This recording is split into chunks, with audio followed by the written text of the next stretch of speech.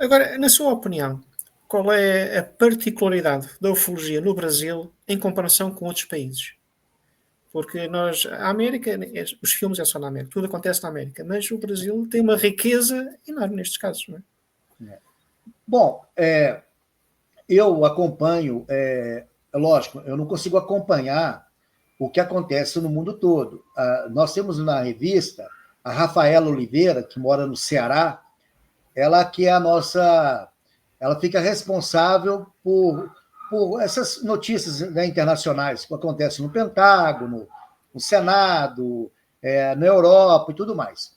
Eu, obviamente, como editor, eu acabo lendo tudo, mas o meu foco principal é a ufologia mineira. Mas, aquilo que eu falei no início, eu acho que a ufologia ela acontece no mundo todo de uma forma padronizada. Nós temos casos fantásticos ocorridos na França, né, a onda francesa de 54. Nós temos em Portugal casos emblemáticos, Fátima, né, em 1917. Nós temos o fenômeno lá que foi observado em Alfena, e, se não me engano, em 1990, né, que um objeto passou, foi observado durante horas por centenas, talvez milhares de pessoas, né? Então, a ufologia portuguesa ela também é muito rica. Só que a ufologia brasileira, pelo tamanho do território brasileiro, ela foi palco de eventos que são até hoje lembrados no mundo todo, como foi a Operação Prato, que foi a maior operação militar ocorrida no mundo, em que militares criaram ali um grupo para investigar ataques de objetos voadores não identificados, que foi de 1977 a começo de 1978, no Pará, no estado do Pará, no Brasil, no norte do Brasil, e que nós vamos voltar lá daqui a alguns dias para a última fase da expedição, que nós fizemos duas viagens para lá, e agora é a terceira que vai fechar. Certo. E temos também a Noite Oficial dos OVNIs, que foi em 86, em que quatro aeronaves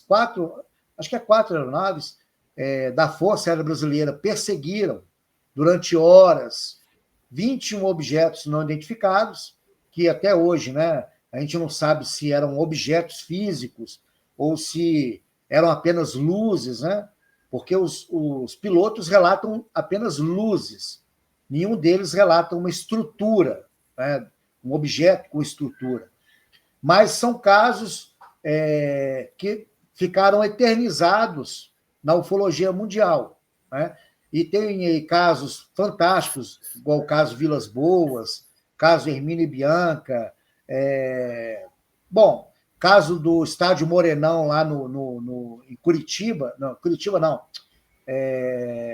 lá no Pantanal, em Campo Grande, em 1982, lá em Campo Grande, né, estava tendo um jogo de dois times brasileiros, o Vasco e o Operário, e um objeto em formato cilíndrico, ele passou por cima do estádio, e que tinha mais de 25 mil pessoas assistindo o jogo. E praticamente todas as 25 mil viram esse objeto, né?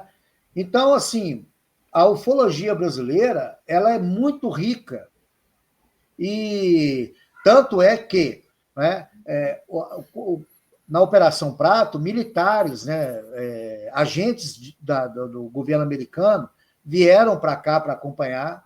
Vários casos que ocorreram aqui no Brasil, depois que a coisa estourou, recebeu visita de pesquisadores de outros países, né? Como o caso Varginha, por exemplo, em que vieram pesquisadores de praticamente todo o mundo, aqui na região sul aqui de Minas Gerais, e tantos outros casos que aconteceram no Brasil, em que foram alvo de pesquisadores de outros países. Por exemplo, o Pablo Villarrubia, um pesquisador, ele é brasileiro, mas reside na Espanha, autor de vários livros, ele está sempre aqui no Brasil, pesquisando, né?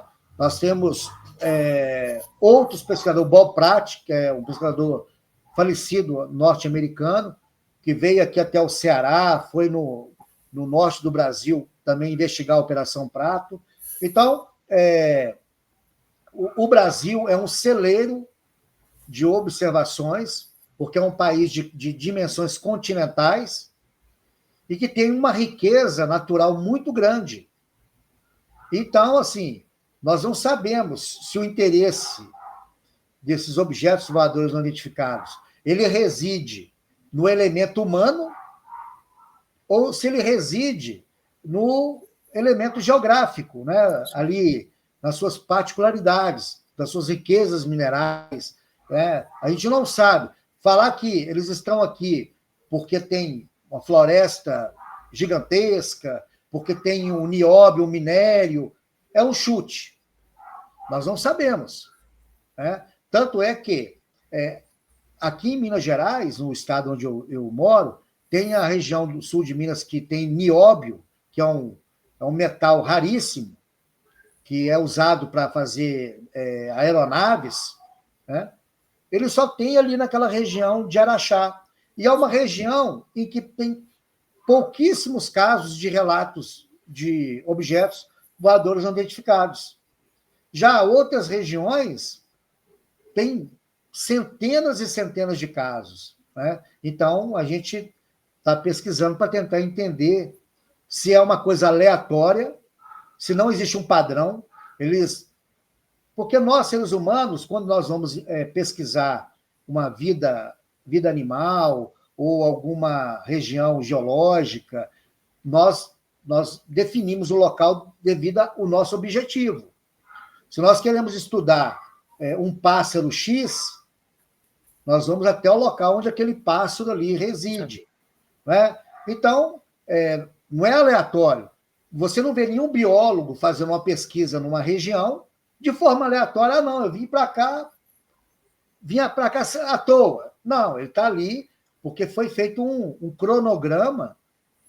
Da mesma forma que nós estamos explorando o espaço, enviando sondas para a Lua, Marte, a NASA, a Agência Europeia, né, as agências russas, agora, né, do Emirados Árabes, a China, eles não enviam uma sonda para um planeta sem ter um objetivo.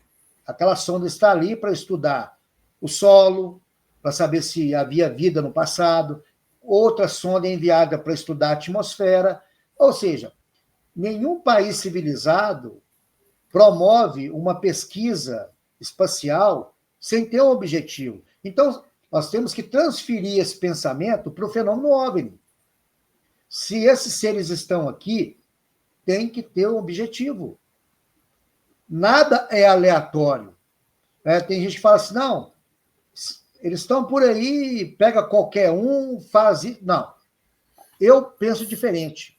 Eu acho que existe alguma diretriz, algum objetivo muito específico que, inclusive, explica o porquê de, no passado, algumas regiões terem muitos casos e hoje praticamente zero. E regiões que no passado não tinham nenhum caso, hoje passaram a receber uma visita maior desses objetos luminosos não identificados. Certo. A investigação está para continuar.